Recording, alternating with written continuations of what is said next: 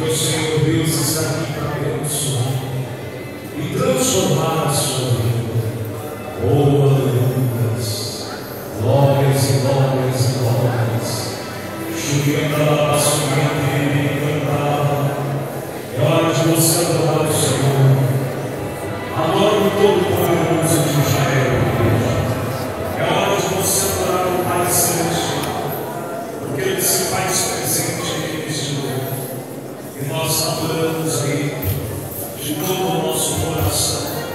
Solte a tua voz e você deve buscar a presença dEle. Solte a tua voz e diga: eu te adoro, Senhor.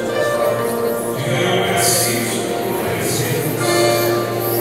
Se você precisa da presença dEle, diga: eu preciso de ti, Deus. Levante a tua voz e diga: eu preciso de ti, Senhor.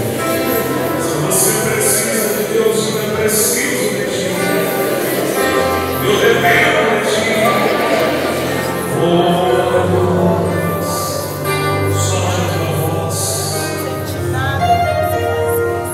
e adore o Senhor. Solte a tua voz e adore o Senhor de todo o teu coração.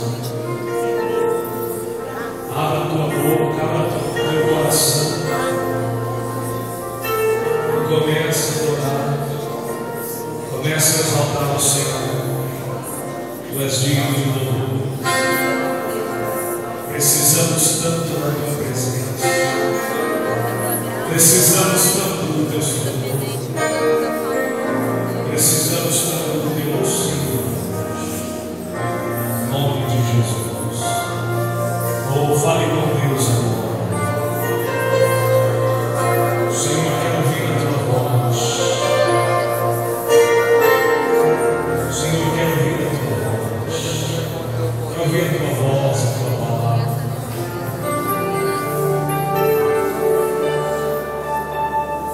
Ouça voz que me chama.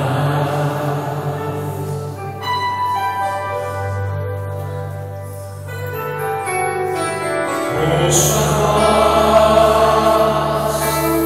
doce voz que me chama. Solte a tua voz e diga isso. Ouça a voz. Ouça a voz.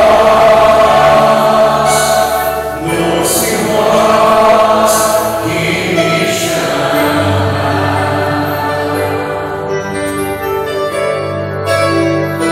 Bem bonito, diga. Ouça a voz, doce voz, doce voz.